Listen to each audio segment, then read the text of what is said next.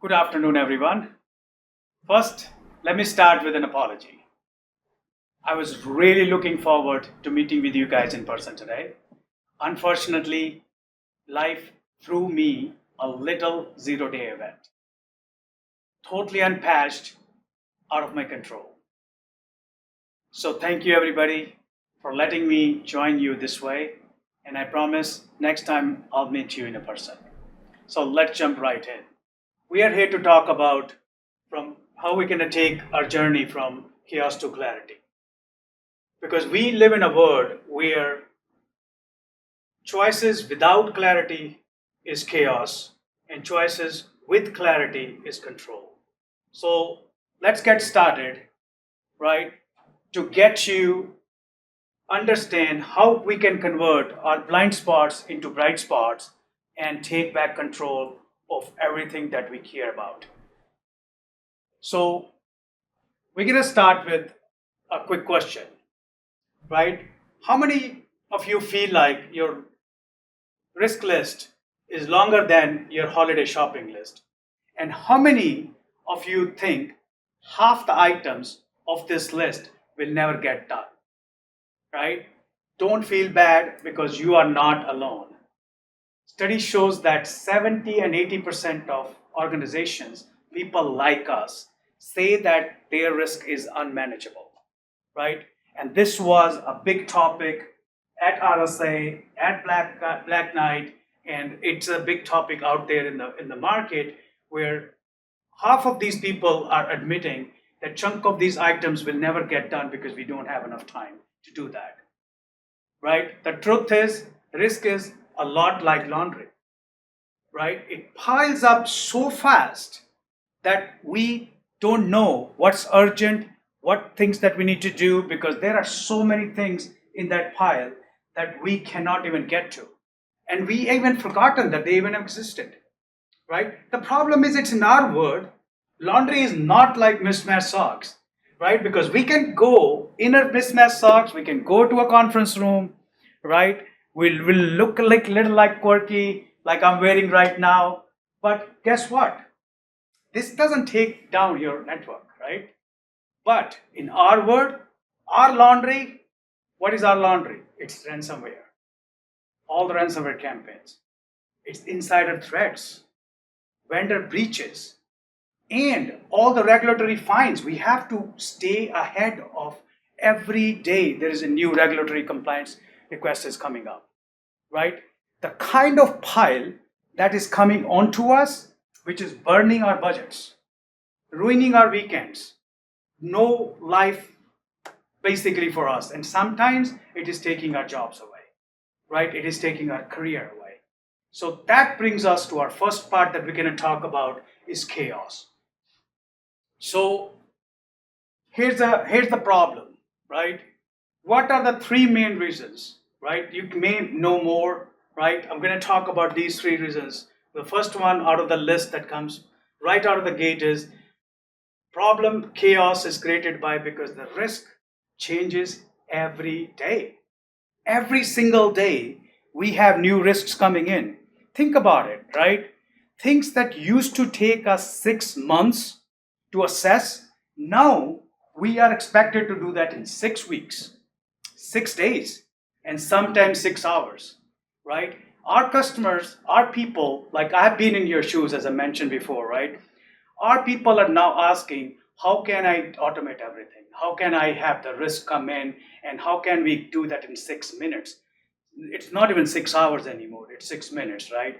So, and that's what the thing is. You know the feeling, right? We are living in this world on a daily basis, right? So we walk into the office, we check our dashboard, and suddenly, guess what? Overnight, it lit up like a Christmas tree, right?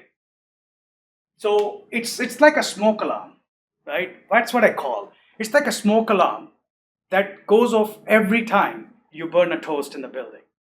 You don't know, right? There's a smoke alarm comes up and you're like, oh boy, is the building on fire? Or somebody just made a breakfast, right? That's kind of where the world that we're living in, right? So the second thing that is very important to to us is, right, is that not all risks are equal. What does it mean, right? That okay, I have a coffee machine in my office, right, or at my home. My coffee machine breaks up at 8 a.m. in the morning. That's a problem. My coffee machines break up 8 p.m. in the night, maybe not so much, right? The same thing applies to every vulnerability that we have.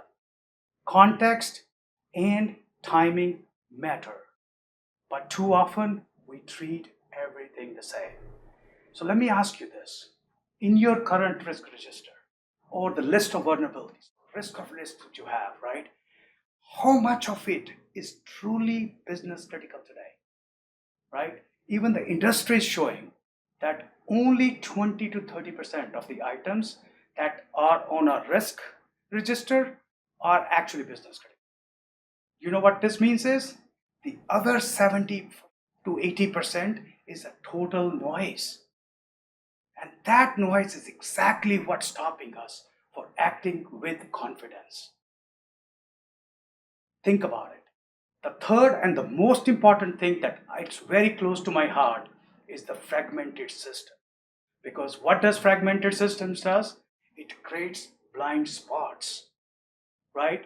And how do we move from blind spots away, right? Let me ask you a question. How many tools do you think that you have in your environment today, right?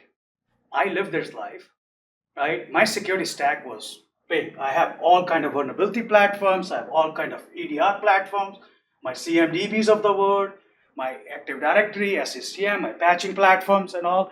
How many of them do actually talk to each other? Probably none, right?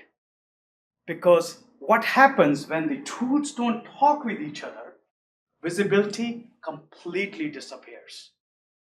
It completely disappears because that's what where we are creating the blind spots. That's where we are creating the attack surfaces, right? And what happens?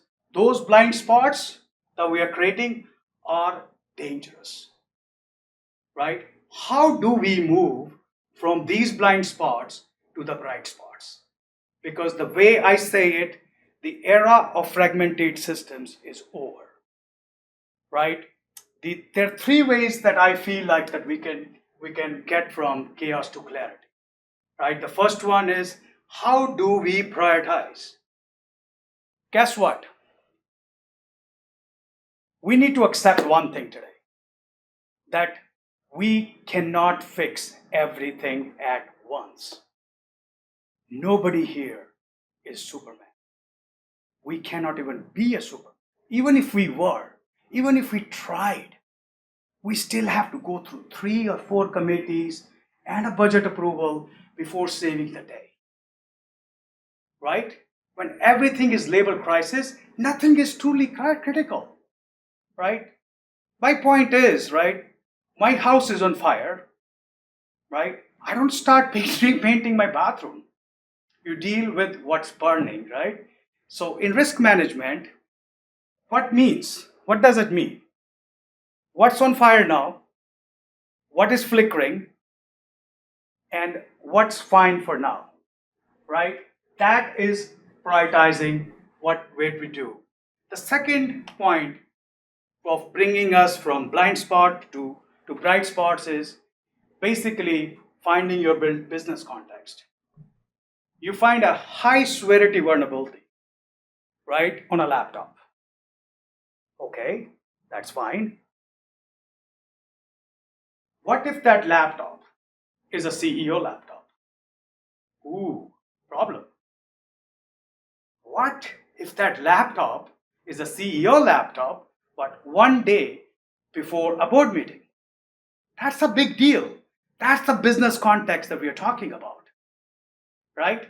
I'm going to take you to one more example. You have a printer, and somewhere in basement, somewhere less urgent, right? Unless that printer is running your payroll, that becomes a business context. That makes it Very, very important, right? So I'll ask you and think about it. How many of your teams actually know which assets matter most to your business? Think about it. The third one is another one where we are removing the fragmented systems, is having a unified view, right? Where our tool A is saying one thing, right? Let's say CrowdStrike, and tool B is saying something, and saying, okay, let's just take a simple example of a Windows devices, right? So we say, okay, Windows devices, server, all of that stuff, right?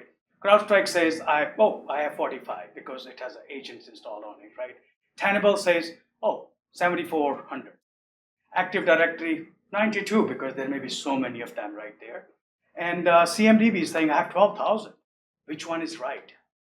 When the auditor comes in, regulatory compliance comes in, insurance companies comes in, third party risk assessment people comes in, what is your answer? Right? It takes weeks, if not months, for your teams to figure out what is wrong, what is right. And imagine doing that 40 times a year for your audits, for your assessments, for your insurance renewals, right? That is not a strategy. I know about it because I lived it. I'm living it as a CEO. I lived it as a CTO and head of IT, and I know you live this every day as well. It's a busy work.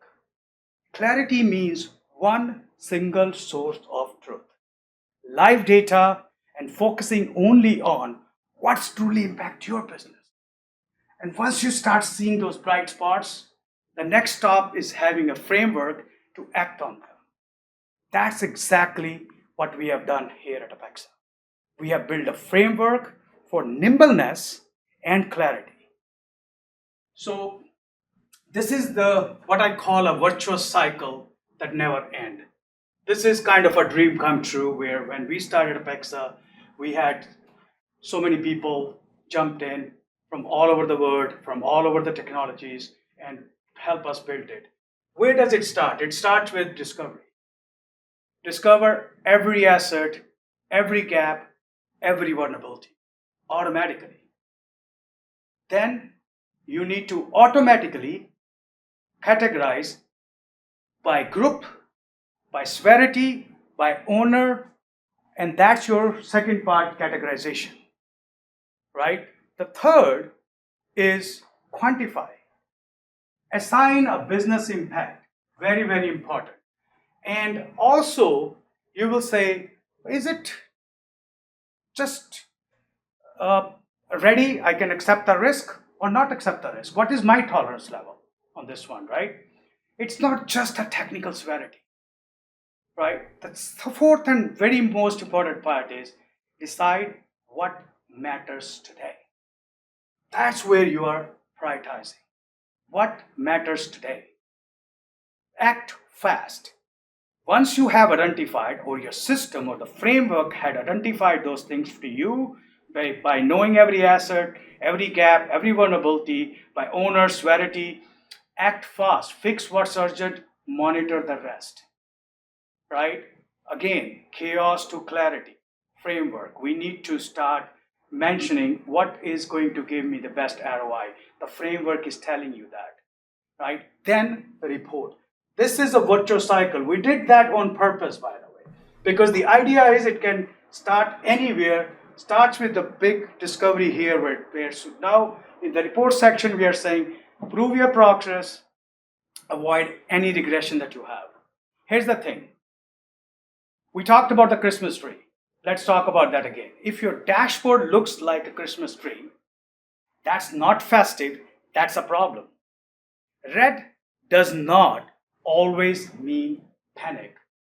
Sometimes it just means look here first. Green does not always mean safe. Sometimes it just means no one checked today. Right? So here's my challenge to you. If I ask your team today, or if you ask your team today, to name top 5 business risks, could they do it? Or more importantly, would they all give me the same list? when you apply this framework, you stop reacting to everything and start being proactive, selective, and confident. So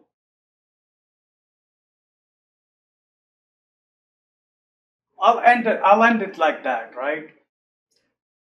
Risk without clarity is like playing a golf. We are all golfers here. I love golf. I know my partner here from Blue Parrot, big golfer, right? It's like playing a golf in a fog, right? Sometimes you might swing, you don't know whether you hit something, right? And if you even hit it, did you hit a fairway or you hit somebody's windshield or somebody's park or somewhere, right? So what does it basically we're trying to say, right? Clarity does not mean removing all the risks, right? It means knowing what matters today, what battles I need to fight today, and having the confidence that you are fighting the right ones. So I'm going to leave you this with final thought. If you had total clarity today, total clarity today, what would you fix first? And just as importantly, what would you stop your wasting time on? Because in the end, the difference between chaos and clarity isn't how much risk you have, it's how quickly and accurately you can turn blind spots into bright spots and take back control of everything that you care about, which is your risk. So thank you very much for listening to me, and thanks for the people here for giving me the time to speak to you.